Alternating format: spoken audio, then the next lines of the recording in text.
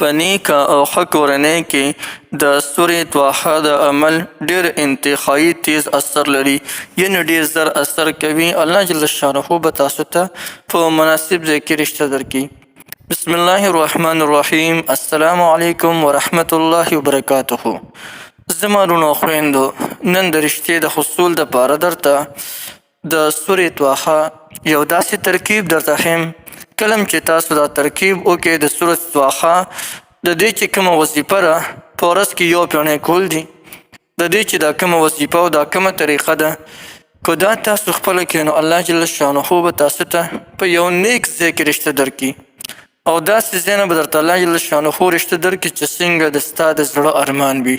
د هر چا د زړه ارمان جدا وي، لیکن نن نه که ته د سورت طه دا وظیفه شروع وکړي نو الله جل شانه امداد ته وګوره چې څنګه تا سره د غیبو نه امداد کوي، د زړه ارمان دې څنګه پوره کېږي. د هر چا په زړه کې دا خواهش وي چې زما د زړه چې څنګه ارمان وي هغسې ارمان دی الله پوره کړي، یعنې څنګه رشته چې هغه زما خوښه وي هم هغسې رشته دی الله جل شانه ماته راکړي.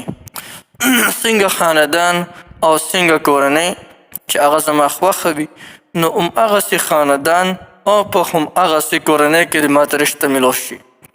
دغه وروڼه او خویندې چې د چا په زړه کې هم داسې ارمان وي نو هغوی د نن نه د سورې طه دا وظیفه شروع وکړي نو الله جل شانه به هغوی ته په مناسب ځای کې رشته ورکړي.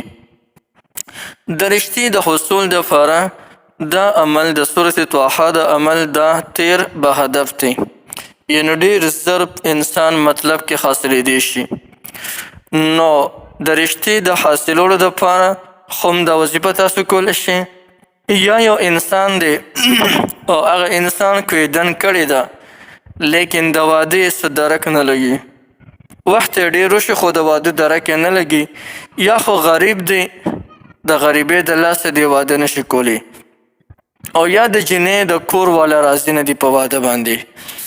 که هغه هم د سورې طه دا وظیفه شروع وکړي او دا کومه طریقه عمل درته ښیم همدې طریقې سره شروع وکړي نو الله به پرې هغه مهربانه کړي، یعنې دوی له به واده ورکړي. او که دوی غریب وي نو الله به ورته څه د غیبو نه اسباب برابر کړي او د ده واده به سر تر سره وشي.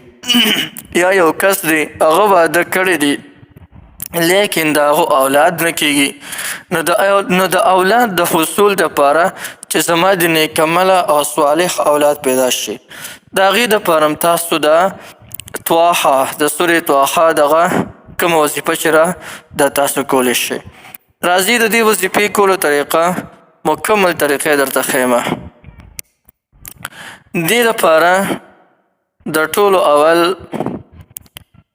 چې د سحر لمونځ که نارینه کوي نو د سحر لمونځ به د جمع سره کوي، که زنانې کوي نو په خپل وخت کې د سحر د لمونځ کوي.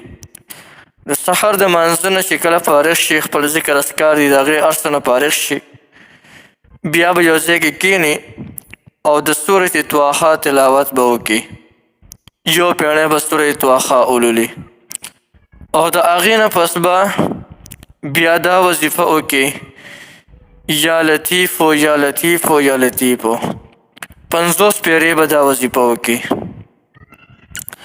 او بیا د دې سورې طه نه مخکې به 3 کرته درود شریف وي، او یا لطیف وظیفه چې وشي دې نه پس به 3 کرته درود شریف پر رسول الله صلی الله علیه وسلم مبارک باندې وي. او بیا د هغې نه پس به د خپل چې کوم حاجت وي د هغې حاجت دپاره به الله جل جلاله ته سوال وکړي، کم قسم ارمان دی وي نو د هغه قسم ارمان دپاره به الله جل شانه ته سوال وکړي. نو که د رشتې دپاره تا دا وظیفه کړې وي د هغې سوال وکړه یا الله ماته په مناسب ځای کې رشته راکړي، یا دې د واده او د کویدن دپاره دا چې کوم دی وظیفه کړې ده د هغې سوال وکړه، الله جل شانه به دله هغسې اسباب برابر کړي. او که اولاد دې نه د اولاد سوال وله وکړه الله جل شانه به تا ته اولاد هم درکړي. یو عمل دا دی چې هر سحر د سحر د لمانځه نه پس به روزانه پابندۍ سره د سورت طه تلاوت کې. دا څنګه طریقه مې درته وښوله په دغه طریقې سره. دویم نمبر کې د سپینو ریحمو کپړه به راوالي او هغه د سپینو ریحمو کپړې باندې به د ټولو بره ولیکي بسم الله الرحمن الرحیم او بیا به سورة طه په دغه کپړې باندې ولیکي خو واړه واړه لیکل پې باندې وکړي چې سورة طه پې باندې ټول راشي. دا کپړه به بیا راغونډه کړي، تعویض به ترېنه جوړ کړي او کم کس په زړه کې چې خواهش وي چې ماته ښکلې ځای کې رشته میلاو شي، که هغه هلک وي که جنۍ وي نو هغه دې په دې خپل خیمټ باندې وتړي. خو د دې خبرې لحاظ دې ساتي کله چې یو د ګندګۍ ځای ته ورځي نو دا کپړه به مخکې د لاس نه وباسي، یعنې دا کپړه به دې لر کوي. ولې دا د قرآن مجید یو ډیر پاک صورت دی او دا به د ګندګۍ ځای ته نوړي. لکه مثلا یو کس دی هغه ځي باتروم ته نو د ټولو اول به دا تعویض وباسي، که غاړه کې اچولی که په هیمټ پورې تړلی، دا به وباسي په یو پاک او محفوظ ځای کې به دغه دا کم تعویض چې دی دا به کیدي، د هغې نه پس بیا ورشي باتروم ته، یعنی یو د ګندګۍ ځای ته به یې نه وړی. نو یو ډېره ذاته زبردست او مفیده وظیفه او عمل مې درته وښولو. بلکل دا وظیفه او دا عمل تاسو کولی شئ، د دې نه هر څوک مکمل پیدا غشتی شي.